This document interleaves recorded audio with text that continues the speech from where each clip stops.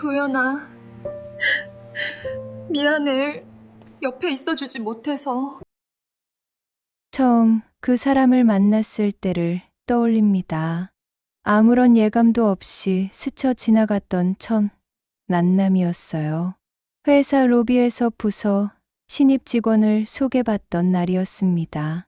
그날도 늘 그렇듯 바쁜 하루의 회의가 이어지고 있었죠. 누군가 새로 들어왔다는 소식은 들었지만 사실 제게 그런 일은 이제 그리 특별한 일이 아니었습니다. 늘 같은 인사, 같은 반복 속에 또 한 사람. 나는 평소처럼 가벼운 인사말을 건넸어요. 짧은 눈인사, 그저 예의로 하는 말이었죠. 정작 김도현 씨와 처음 마주한 순간엔 별다른 느낌이 없었습니다. 그는 검은 정장 차림의 단정한 머리 스타일로 조용히 미소 지으며 고개를 숙였습니다. 그 눈빛엔 자신감보다는 겸손이, 긴장 속에서도 예의가 묻어 있었죠. 그저 성실하고 예의 바른 청년이겠구나. 딱 그 정도의 인상이었어요. 많은 신입들 가운데 하나일 뿐이라고 여겼습니다. 그날의 나는 그저 하루를 마무리하는 일상 속의 한 장면을 지나가고 있을 뿐이었으니까요. 솔직히 말해 오랜 직장 생활에 지쳐 있었던 나는 새로 들어오는 직원들에게 크게 기대를 두지 않는 편이었습니다. 일은 일일 뿐 마음을 주지 않으려 했지요. 너무 많은 사람들을 봐왔고 그들 중 대부분은 제 인생에 스쳐 지나간 이름들일 뿐이었으니까요. 하지만 시간이 지나 함께 일할수록 김도연 씨의 진면목이 보이기 시작했어요. 그는 내가 예상했던 것보다 훨씬 성실하고 진지한 사람이었습니다. 작은 일에도 최선을 다했어요. 누가 시키지 않아도 스스로 움직이고 문제 앞에서는 불평 대신 해답을 찾으려 애쓰는 사람이었죠. 아침 일찍 출근해 사무실 창문을 열어 환기를 시키고 회의가 있으면 남들보다 먼저 회의실에 들러 자리를 정돈하곤 했습니다. 그런 모습은 요즘 보기 드문 진심이었어요. 선배들의 말에 항상 귀 기울이며 메모하는 모습이 인상적이었죠. 한 줄이라도 놓치지 않으려는 듯 늘 작은 수첩을 손에 쥐고 있었어요. 그가 퇴근한 뒤에도 책상 위엔 메모가 빼곡히 정리되어 있었죠. 업무 정리 완료. 내일은 2시 회의 준비. 짧은 한 줄 속에서도 성실함이 느껴졌습니다. 힘든 일이 생겨도 얼굴을 찡그리기보다 조용히 해결책을 찾아보고는 했습니다. 그런 사람은 조직 안에서 흔치 않아요. 나는 언제부턴가 그런 그를 신뢰하게 되었고 곁에 있으면 묘하게 마음이 편안해짐을 느꼈습니다. 그는 말수가 적었지만 말 한마디 한마디에 진심이 담겨 있었죠. 괜히 마음이 따뜻해지는 그런 사람. 그의 일하는 뒷모습을 보고 있으면 나도 모르게 입가에 잔잔한 미소가 떠오르곤 했지요. 가끔 창가 쪽에서 집중하는 그의 모습을 볼 때면 묘하게 마음이 차분해졌습니다. 평소 직장에서는 감정을 잘 드러내지 않는 편인데 이상하게도 그는 제 경계심을 서서히 누그러뜨렸지요. 어쩌면 그건 제가 잃어버렸던 어떤 감정을 그를 통해 잠시나마 떠올렸기 때문일지도 모르겠어요. 각박한 조직 생활 속에서 누군가에게 이처럼 편안함을 느껴본 게 참 오랜만이었습니다. 마음의 벽이 조금씩 내려앉는다는 게 이런 느낌일까요? 하루는 늦은 밤 업무가 밀려 저도 퇴근을 미루고 있었습니다. 사무실 안은 거의 비어 있었고 복도 끝에서 잔잔한 키보드 소리만 들려왔어요. 사무실 한켠에 불이 켜진 자리가 있었어요. 조용히 다가가 보니 김도현 씨가 묵묵히 업무에 집중하고 있었습니다. 서류 더미 사이에서 어깨를 살짝 구부리고 눈은 피곤해 보였지만 그 손끝은 여전히 빠르고 정확했어요. 그 모습을 한참 바라보다가 나는 문득 그에게 말을 걸고 싶다는 생각이 들었습니다. 저는 말없이 그를 지켜보다가 조용히 다가가 말을 걸었어요. 도현 씨, 아직 퇴근 안 했어요? 그는 모니터에서 눈을 떼며 고개를 들었습니다. 조금 놀란 듯 했지만 곧 미소를 지었어요. 오늘 처리할 보고서가 좀 밀려서요. 금방 끝납니다. 그의 책상 위에 놓인 찬 커피잔이 눈에 띄었습니다. 저는 조심스럽게 웃으며 말했어요. 이런 날엔 따뜻한 차가 나아요. 잠깐만요. 제가 하나 가져다 줄게요. 그는 손을 내저으며 말렸지만 저는 직원 휴게실에서 따뜻한 차 2잔을 가져왔습니다.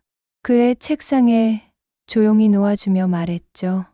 힘들 땐 이게 도움이 되더라고요. 그는 고개 숙여 인사하며 웃었습니다. 그 웃음이 유난히 선하고 맑게 느껴졌어요. 감사합니다, 회장님. 잠시 정적이 흘렀고 저는 창밖을 바라보다 나지막하게 말했습니다. 나도 아들이 있었다면 자네만한 아들이 있었을 텐데. 그는 순간 멈칫하더니 조용히 웃으며 말했어요. 저도 대표님 같은 어머니가 있었으면 좋았겠어요. 그 얘기를 들은 나는 순간 놀라 그를 쳐다봤습니다. 그의 말투는 담담했지만 그 안엔 묘한 외로움이 배어 있었습니다. 그는 조용히 고개를 숙이며 말했어요. 제가 어릴 적 어머니가 돌아가셨다고 들었거든요. 하하. 그 웃음이 오히려 더 쓸쓸하게 느껴졌습니다. 그가 입가에 억지로 지은 웃음. 그 속의 공허함이 제 가슴을 찔렀어요. 갑작스러운 이야기 앞에 나는 말문이 막히고 말았어요. 아, 미안해요. 괜한 걸 여쭤봤네요. 아닙니다. 오히려 말할 수 있어서 좋았어요. 그의 얼굴엔 여전히 조용한 미소가 남아 있었지만 그 안에 가득한 그리움이 느껴졌습니다. 그날 밤 나는 혼자 남겨진 사무실에서 한참이나 창밖을 바라보았습니다. 조용한 도시의 불빛이 멀게만 느껴졌고 컴퓨터 모니터 불빛마저 어딘가 차가워 보였어요. 머릿속에서 그의 말이 계속 맴돌았어요. 어릴 적 어머니가 돌아가셨다. 그게 그저 흔한 이야기일 수도 있겠지만 이상하게 내 마음 한켠이 저리게 아파왔습니다. 마치 오래전 어딘가에서 들었던 말처럼 가슴 속 깊은 곳이 미세하게 흔들렸습니다. 혹시라는 생각, 하지만 아닐 거라는 이성. 그 사이 어딘가에 내 마음이 머물러 있었습니다.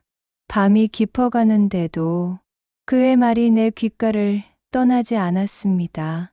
그날 이후 나는 그 청년의 이름을 잊을 수 없었습니다. 김도현. 평범하지만 이상하게도 내 안에 잔잔한 파문을 남긴 이름. 사람의 인생에는 시간이 흘러도 잊히지 않는 계절이 있습니다. 내게는 그것이 22살의 봄이었어요. 그때 저는 대학생이었습니다. 아르바이트를 하여 학교를 다니던 평범한 여학생이었죠. 그를 만난 건 도서관 앞 벤치였어요. 그날따라 유난히 따뜻한 햇살이 내리던 오후였죠. 그 사람, 김민우. 조용하지만 믿음직한 사람이었습니다. 말은 많지 않았지만 한 번 약속하면 끝까지 지키는 사람이었어요. 그는 늘 저에게 말했죠. 무슨 일이 있어도 내가 끝까지 책임질게. 그 말이 그때의 나에겐 세상에서 가장 든든한 약속이었습니다. 시간이 흐르면서 우리는 자연스럽게 가까워졌습니다. 같이 도서관에서 밤을 새우고 하교길에는 손을 꼭 잡고 걸었죠. 세상엔 우리 둘뿐인 것 같았어요. 저는 부모님께도 그를 소개했습니다. 성실하고 따뜻한 사람이라며 자신 있게 말했죠. 하지만 부모님은 그날 이후 제 표정을 단 한 번도 풀지 않았습니다. 그 사람은 안 된다. 내 앞길을 막을 사람이다. 그들은 민우 씨의 집안 형편을 문제 삼았습니다. 그리고 저의 인생 계획까지 들먹였죠. 내가 지금까지 뭘 위해 공부했는데? 그 사람 하나 때문에 다 버릴 셈이냐? 아버지의 얼굴은 냉정했고 어머니는 끝내 눈을 마주치지 않았습니다. 그들의 반대는 단호했고 내게는 그 어떤 변명도 허락되지 않았죠. 그날 밤 저는 방 안에서 오랫동안 울었습니다. 하지만 마음은 단단했어요. 사랑이 잘못된 일은 아니었으니까요. 그래도 우리는 포기하지 않았습니다. 몰래 연락을 주고받으며 짧은 만남에도 웃을 수 있던 시절이었어요. 서로의 손을 잡고 언젠가 이해받을 날이 올 거야. 그렇게 위로하며 버텼죠. 그러던 어느 날, 내 몸에 작은 생명이 자라고 있다는 걸 알게 됐습니다. 그날의 공기, 그날의 두려움, 그리고 그 사람의 눈빛을 지금도 잊지 못합니다. 그는 제 이야기를 듣자마자 잠시도 망설이지 않았습니다. 괜찮아. 내가 끝까지 책임질게. 그 말에 조금은 안심이 되었어요. 그때까지만 해도 우린 그 약속을 지킬 수 있다고 믿었어요. 하지만 그 믿음은 오래가지 못했어요. 부모님이 그 사실을 알게 되었죠. 그날의 공기는 마치 숨이 막히는 것 같았습니다. 이게 다 그 남자 때문이다. 이제 학교도 내 인생도 끝이다. 분노한 부모님은 저를 강제로 집 안에 가두었습니다. 전화는 끊기고 밖으로 나갈 수도 없었어요. 며칠 후 어머니가 낮은 목소리로 말했습니다. 그 사람은 이제 내 앞에 다시는 못 올 거야. 무슨 뜻인지 묻지도 못했습니다. 그저 불길한 예감만이 온몸을 감쌌죠. 그리고 얼마 지나지 않아 나는 병원으로 옮겨졌습니다. 출산을 위한 조치라 했지만 그곳은 사실상 감옥이었습니다. 하얀 벽과 차가운 공기, 아무도 없는 새벽의 병실. 그곳에서 나는 아이를 낳았습니다. 작고 따뜻한 생명이 내 품에 안겨 울던 순간 세상이 멈춘 듯 했어요. 괜찮아, 엄마가 있잖아. 그렇게 속삭였지만 그건 너무 짧은 꿈이었습니다. 이틀 뒤 아이는 내 품에서 사라졌습니다. 보육원으로 보냈다. 어머니는 그렇게 말했습니다. 나는 울지도 못했습니다. 목이 메어 소리조차 나오지 않았어요. 그날 이후 나는 다시는 그 아이의 소식을 들을 수 없었습니다. 며칠 뒤 나는 비행기에 태워졌습니다. 이제 다 잊어라. 새 인생을 살아라. 그 말이 전부였어요. 창밖에 보이던 도시의 불빛이 눈물로 번져 사라질 때 나는 모든 걸 잃었다는 걸 깨달았습니다. 그 후로 긴 세월이 흘렀습니다. 나는 아이가 보육원에서 자랐다고 믿었어요. 그 아이가 얼마나 추웠을지, 얼마나 울었을지 매일 밤 상상하며 살아왔습니다. 그때 내가 조금만 더 용기 있었더라면 무엇이라도 할 수 있지 않았을까. 그런 생각이 수십 년을 따라다녔습니다. 민우 씨, 미안해요. 약속을 지키지 못해서. 그 한마디가 이 가슴 속에 돌처럼 내려앉아 있습니다. 그 후로도 매일 도현 씨를 마주쳤지만 도현 씨는 늘 한결같았습니다. 대표님, 회의 자료 준비됐습니다. 대표님, 보고서 검토 부탁드립니다. 언제나 정중했고 눈을 마주쳐도 먼저 말을 거는 법이 없었습니다. 그 조심스러움이 괜히 마음을 편하게 만들었습니다. 그는 사소한 일에도 최선을 다했습니다. 퇴근 무렵에도 불 꺼진 사무실 한켠에서 끝까지 자리를 지키는 사람이었죠. 그런 모습을 보면 왠지 모르게 마음이 따뜻해졌습니다. 아들이 있었다면 아마 이런 모습이지 않았을까. 문득 그런 생각이 스쳤습니다. 그러던 어느 날 모처럼 전 직원이 모인 회식 자리, 웃음과 대화가 오가던 중 조용하던 그가 동기들과 이야기를 나누고 있었습니다.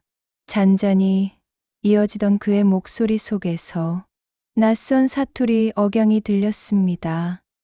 순간 시간이 잠시 멈춘 것 같았습니다. 그 말투, 그 어조, 익숙했습니다. 문득 오래전 민우 씨가 웃으며 말하던 모습이 겹쳐졌어요. 가슴이 두근거렸습니다. 나는 무심한 척 잔을 내려놓고 물었습니다. 도현 씨, 사투리 쓰네? 그는 살짝 멋쩍은 듯 웃으며 대답했어요. 아, 네. 고향이 부산이라 가끔 나와요. 그 순간 가슴 한켠이 저릿해졌습니다. 부산. 그 단어 하나가 세월을 뛰어넘어 내 마음을 흔들었죠. 나는 잠시 생각하다가 억지로 미소를 지었습니다. 그래요? 나도 부산 바다 참 좋아하는데. 그러세요? 대표님도 바다 좋아하세요? 응, 추억이 있거든. 그가 고개를 끄덕이며 웃었지만 나는 마음이 복잡했습니다. 집으로 돌아오는 길, 창문 너머로 스치는 불빛들이 자꾸만 오래전 기억을 불러왔습니다. 부산 바다, 영도의 골목, 그리고 그 사람의 웃음소리. 설마 아닐 거야. 나는 스스로를 다독였습니다. 도현 씨는 어릴 적 어머니가 돌아가셨다고 했잖아요. 그럼 아닐 거예요. 그럴 리가 없죠. 그래도 자꾸만 마음이 흔들렸습니다. 회의 시간에 그가 발표하는 목소리, 조용히 미소 짓는 표정, 모든 게 어딘가 닮아 있었습니다. 하지만 그건 우연일 거라고 그렇게 스스로를 설득했습니다. 어느 날 서류를 정리하다 그의 이름이 적힌 파일을 보았습니다. 잠깐 시선이 멈췄지만 그 이상은 넘기지 않았습니다. 확인할 이유도 용기도 없었어요. 나는 고개를 숙이고 조용히 웃었습니다. 이건 그냥 우연이야. 하지만 그 미소 뒤에 작은 떨림이 숨겨져 있었습니다. 그날 이후 도연 씨의 목소리를 들을 때마다 내 가슴 어딘가가 자꾸만 흔들렸습니다. 그날도 평소와 다르지 않았습니다. 회의와 일정이 반복되는 늘 같은 하루였습니다. 하지만 무언가가 달랐습니다.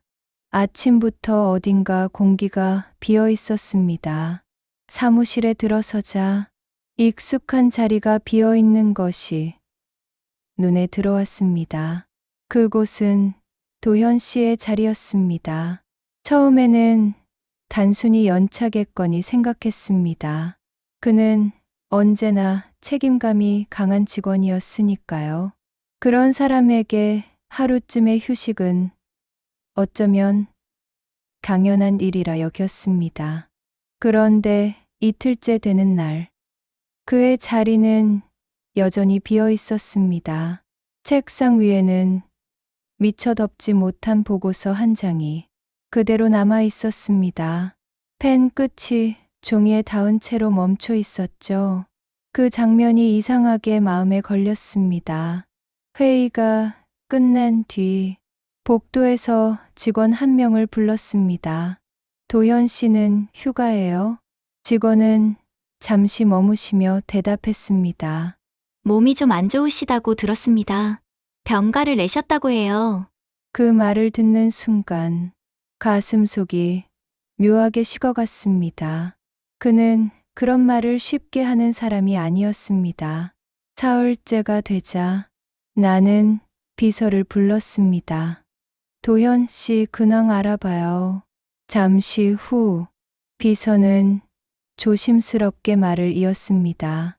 대표님 김도현 씨가 최근 건강이 악화돼 병원에 입원하셨다고 합니다. 순간 손끝이 미세하게 떨렸습니다. 왜인지 모르게 심장이 세차게 뛰기 시작했습니다. 오후 일정을 모두 취소하고 곧장 병원으로 향했습니다. 비 오는 도로 위에서 와이퍼가 유리창을 부드럽게 그어낼 때마다 머릿속은 점점 복잡해졌습니다. 병원 복도는 고요했습니다. 희미한 소독약 냄새와 낮은 기계음이 공기를 채우고 있었습니다. 나는 간호사에게 조심스레 물었습니다. 김도현 씨가 몇 호실인지 알 수 있을까요? 간호사는 고개를 저었습니다. 죄송합니다. 가족 외에는 알려드리기가 어렵습니다. 그 말에 발걸음이 멈췄습니다. 나는 복도 의자에 앉았습니다. 손끝이 서늘했고 이상하게 가슴이 불안했습니다. 그때였습니다. 복도 끝에서 낯선 남자가 걸어왔습니다. 처음 보는 얼굴인데 어딘가 많이 익숙했습니다. 구겨진 셔츠를 입고 낡은 신발은 신은 그가 앞으로 지나가자 왜인지 모르게 고개를 숙였고 심장이 크게 요동쳤습니다. 나는 마치 홀린 듯 그의 뒤를 몰래 따라갔습니다. 그가 들어간 경실문 옆에는 하얀 명패가 붙어 있었습니다. 김도현. 문틈 사이로 그가 안으로 들어가는 모습이 보였습니다. 나는 문틈 너머로 조심스레 안을 바라보았습니다. 도현 씨가 누워 있었습니다. 창백한 얼굴에 산소 마스크가 씌워져 있었고 손등에는 바늘이 꽂혀 있었습니다.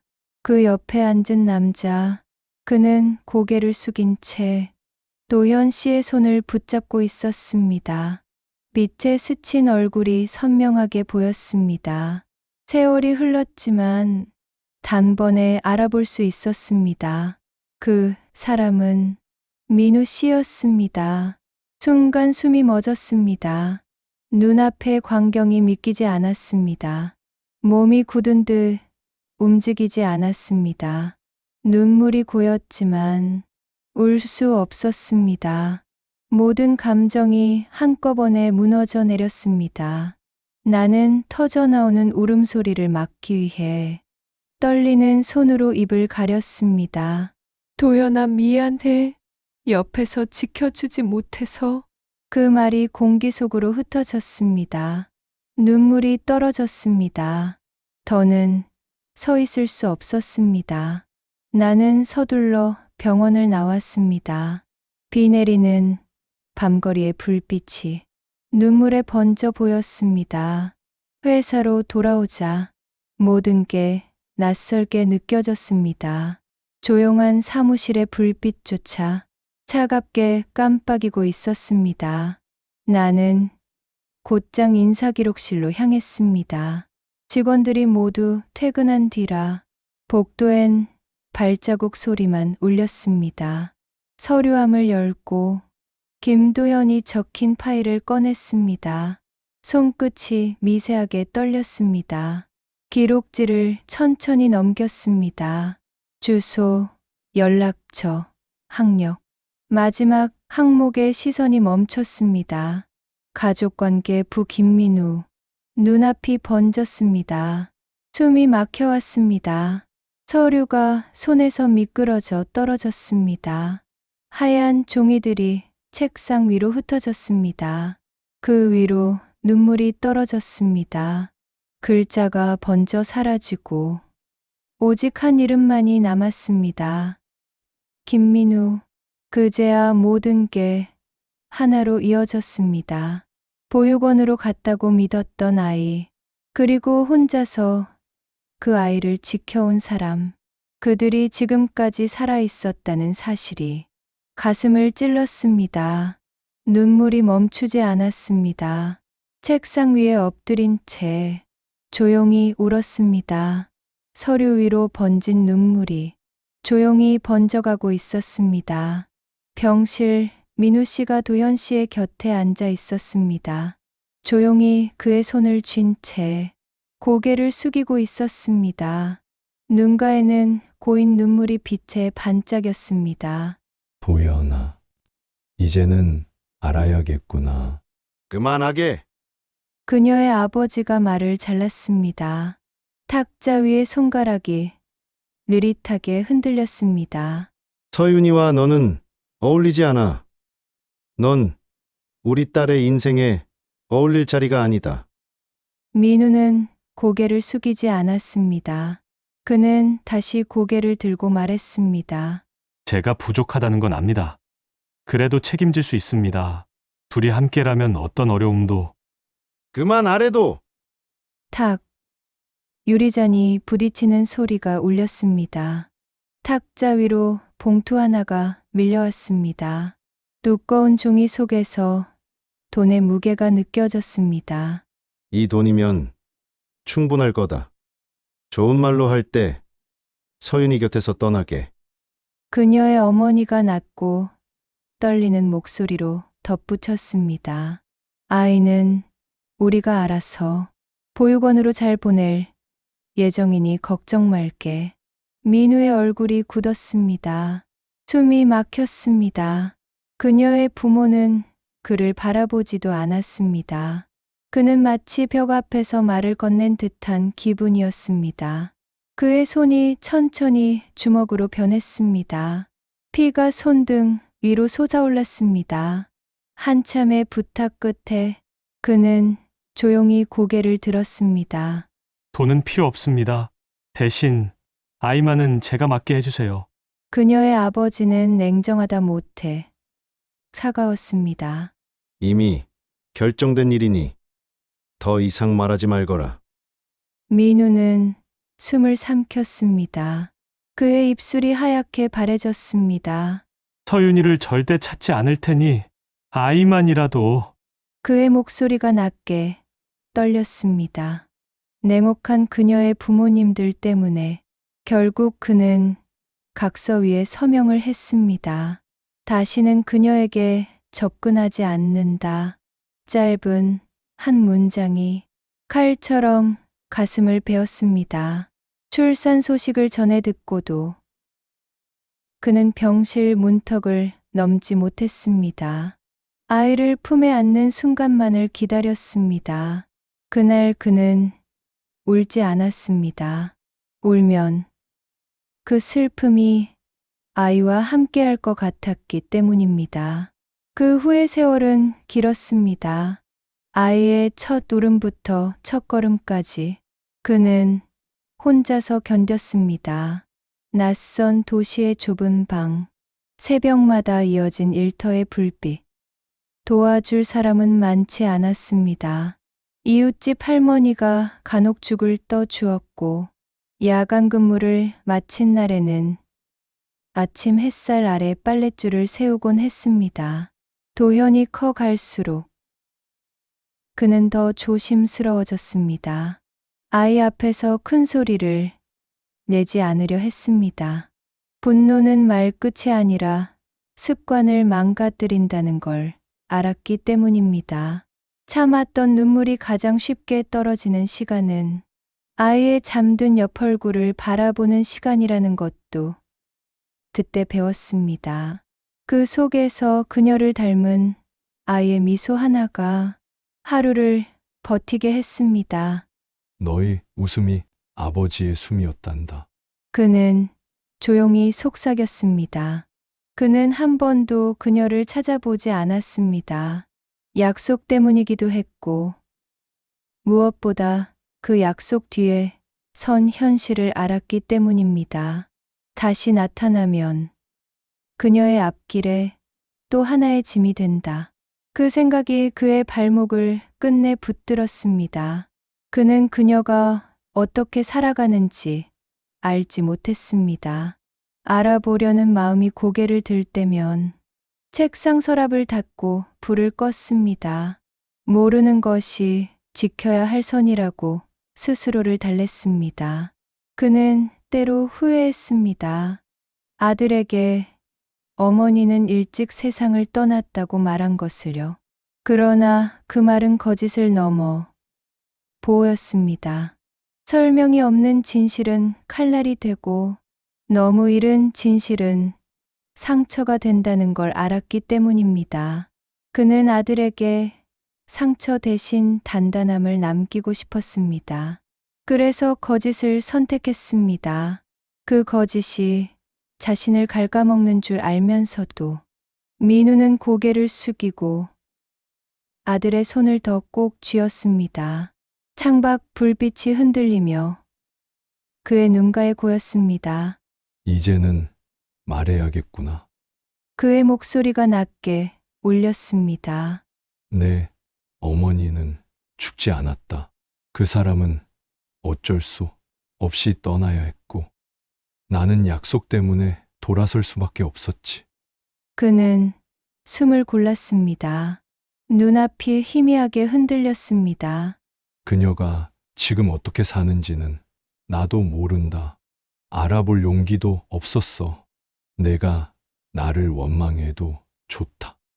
그래도 내 어머니를 미워하진 말 거라. 그 사람은 참 바다를 좋아했어. 언젠가 바다를 보면서 그랬지. 파도는 멀어져도 결국 돌아온다고. 그는 잠시 말을 멈추었습니다.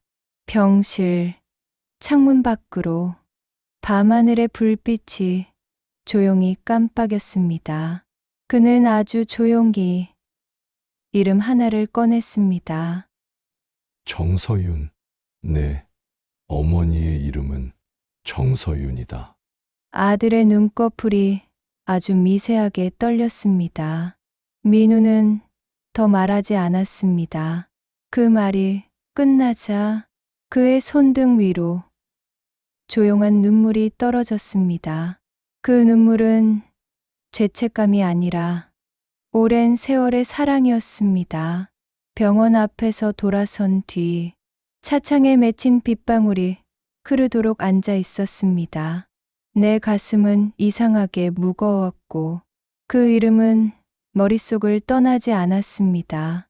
나는 결정을 했습니다.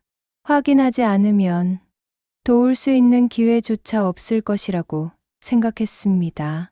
다음 날 아침 비서에게 조용히 지시를 내렸습니다. 명진병원 혈액내과 담당 의사와 연락해요. 단 개인 신분은 밝히지 말고 병문의만 전달하세요. 연락이 닿는 순간 의사의 목소리가 들려왔습니다. 그는 진단명 대신 상태의 요약만 전했습니다.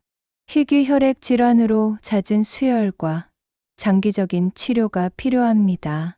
현재로선 수혈과 조혈모 세포 이식 가능성을 타진 중입니다.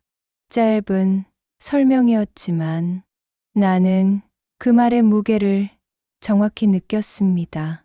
바로 행동에 옮겼습니다.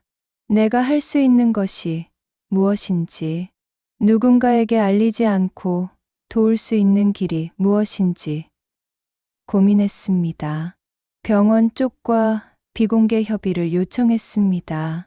법무팀과 홍보팀을 통해 익명 기증 절차를 확인하고 회사 후원 명의가 아닌 개인 익명으로 검사를 받겠다고 알렸습니다. 검사 절차는 생각보다 간단하지 않았습니다. 혈액형 확인, 항체 검사, 적합성 검사 등 여러 단계의 혈액 검사가 필요했습니다. 나는 모든 검사를 익명으로 진행해 줄 것을 요청했습니다. 체열실에 앉아 소매를 거둘 때 오랜만에 느껴지는 긴장이 손끝까지 퍼졌습니다. 바늘이 들어갈 때마다 지난 세월의 죄책감과 미안함이 스쳤습니다. 검사 결과는 이틀 만에 왔습니다. 전화기 너머 의사의 목소리가 조용히 떨렸습니다. 결과가 나왔습니다. 혈액형은 일치하고 항체 역가도 괜찮습니다. 일단 응급수혈로 도연 환자에게 도움을 줄 수 있습니다. 또한 적합성 검사에서도 기대할 만한 소견이 나와 후속 검사를 권합니다. 그 말에 숨이 조금 놓였습니다. 우선은 당장의 수혈이 필요하다는 사실이 분명해졌습니다. 병원은 익명 기증자의 수혈을 조심스럽게 수락했습니다. 법적 의료적 절차를 거쳐 나는 기증자 코드만 남긴 채 도현을 위한 수혈 동참자로 등록되었습니다. 수혈 당일 병동 옆 회복실의 긴장감이 전해졌습니다. 나의 혈액이 누군가의 숨결이 될 것이라는 생각에 손이 떨렸지만 마음은 이상하게도 고요했습니다. 바늘이 들어가고 피가 천천히 라인을 통해 흘러나갔습니다. 그 과정 속에서 나는 숨을 고르며 속으로 말했습니다. 이제 조금이라도 내 곁에 있을 수 있기를. 수혈 후의 변화는 서서히 왔습니다. 차트의 수치가 천천히 안정되기 시작했고 의사와 간호사가 조심스레 표정을 풀었습니다. 일단 안정 징후입니다. 지속적인 관찰이 필요하지만 반응이 옵니다. 그 말이 제게는 기적처럼 들렸습니다. 익명으로 보낸 혈액이 한 사람의 숨을 조금 더 연장시켰습니다. 그럼에도 의학진은 후속 치료로 조혈모 세포 이식 가능성을 언급했습니다. 나도 그 절차를 알았습니다. 조혈모 세포 기증은 준비와 회복이 필요했습니다. 의료팀에 추가 검사를 요청했고 익명 상태로 적합 여부를 다시 한번 정밀 검사했습니다. 며칠 뒤 정중한 전화 한 통이 왔습니다. 적합성 검사에서 충분히 가능성이 보입니다. 만약 원하신다면 후속 절차에 대해 안내드리겠습니다. 나는 조용히 고개를 끄덕였습니다. 이제는 숨 돌릴 틈이 없었습니다. 기증 준비 기간은 쉽지 않았습니다. 약물로 조혈모 세포를 활성화시키는 과정에서 몸은 피곤했고 관절이 아팠습니다. 하지만 통증보다 더 깊게 들어오는 건 늦게 깨달은 후회였습니다. 조금만 더 일찍 용기 냈더라면. 그 생각이 끝없이 밀려왔습니다. 나는 회사와 병원에 명확히 부탁했습니다. 모든 기록은 익명 처리해 주십시오. 그 요청은 지켜졌고 의료진은 프로페셔널하게 절차를 진행했습니다. 이 시길이 다가왔습니다. 병원은 조심스럽게 그러나 신속히 준비했습니다. 수술실의 불빛 아래에서 나는 한 번 더 숨을 고르고 고개를 숙였습니다. 그날 이후 긴 시간이 지나야 회복 여부를 정확히 알 수 있었습니다. 며칠 뒤 병원에서 보고가 도착했습니다. 이식 반응이 안정적입니다. 면역 거부 반응 없습니다. 회복이 빠릅니다.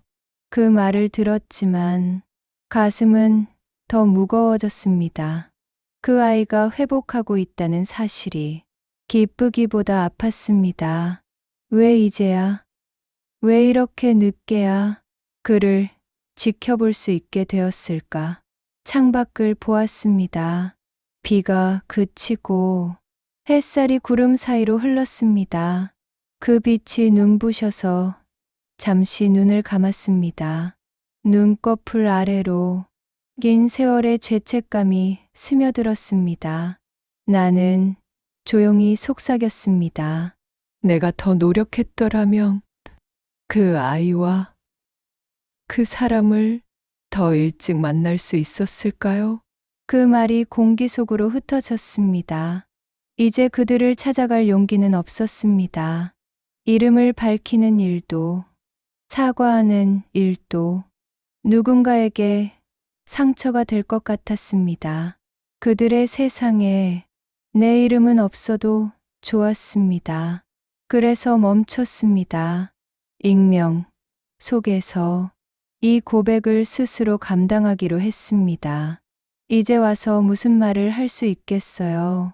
그날 이후 저는 다시 아무 일도 없던 사람처럼 살아야 했습니다. 기증 서류는 이름 없는 약속처럼 내 안에 남아 있었습니다. 그렇게 마음 깊이 묻어둔 채 시간만 흘러갔습니다. 출근길의 도로는 언제나처럼 막혔고 회의와 보고가 반복되는 하루들이 이어졌습니다. 하지만 아무리 바쁘게 움직여도 마음 한켠엔 늘 무거운 돌 하나가 남아 있었습니다. 잠들기 전 불을 끄면 병원 복도에 희미한 불빛이 떠올랐습니다. 그곳에 누워있던 한 사람, 그리고 이제는 이름조차 부를 수 없는 내 아이. 그 생각이 밤마다 가슴을 눌렀습니다. 며칠 뒤 복도에서 익숙한 발소리가 들렸습니다. 고개를 들자 그가 서 있었습니다. 김도현 씨. 그의 얼굴은 예전보다 말랐지만 눈빛은 여전히 맑았습니다. 그 눈빛을 보는 순간 가슴이 저릿하게 조여왔습니다. 도현 씨, 몸은 괜찮아요? 내 목소리가 너무 커졌습니다. 순간 사무실의 시선이 나를 향했습니다. 나는 급히 웃으며 말을 덧붙였습니다. 아, 미안해요. 놀라서 그만. 그는 조용히 웃으며 고개를 숙였습니다. 그 짧은 미소에 지난 모든 날의 기억이 겹쳐 보였습니다. 퇴근길, 복도 끝에서 그가 조심스레 다가왔습니다. 대표님, 그 한마디에 숨이 멎었습니다. 예전에 바다를 좋아한다고 하셨죠? 왜 바다를 좋아하세요? 나는 잠시 말을 잃었습니다. 그리고 창밖을 바라보며 조용히 답했습니다. 파도는 멀어져도 결국 돌아오잖아. 그는 잠시 나를 바라보다가 눈시울을 붉혔습니다. 아버지도 어머니가 돌아오시길 기다리고 계세요. 그 한마디가 공기 속에서 길게 메아리쳤습니다. 나는 더 이상 참을 수 없었습니다. 눈물이 고였고 그의 이름이 입에서 흘러나왔습니다. 도현아. 며칠 후 도현이의 손에 이끌려 나는 바다가 보이는 곳으로 향했습니다. 노을빛이 창가를 감쌌고 멀리 파도 소리가 들려왔습니다. 그곳에는 세월의 흔적이 깃든 얼굴이 있었습니다. 민우 씨였습니다. 그는 천천히 고개를 들었습니다. 서로의 눈이 마주쳤습니다. 말없이 오래 바라보았습니다. 시간이 흘러도 그 눈빛 하나만은 변하지 않았습니다. 나는 조용히 말했습니다. 당신의 책임감이 우리를 다시 만나게 했네요. 그의 눈가에 눈물이 번졌습니다. 나도 참았던 눈물을 흘렸습니다. 창밖의 바다는 잔잔했습니다. 노을이 수면 위에서 부서지고 있었습니다. 나는 조용히 속삭였습니다. 결국 돌아온다고 했죠? 그 말이 바람을 따라 흘러갔습니다. 민우 씨는 고개를 끄덕였고 도현은 조용히 미소를 지었습니다. 그날 저녁 바다의 석양이 내려앉았고 붉은 빛이 파도 없는 바다 위를 천천히 스쳤습니다. 사연 잘 들으셨나요? 멀어진 인연도 닿지 못한 마음도 결국 제자리를 찾아갑니다. 우리는 모두 누군가의 파도였을지 모릅니다. 오늘 당신의 마음에도 잔잔한 물결이 닿기를 바랍니다. 감사합니다.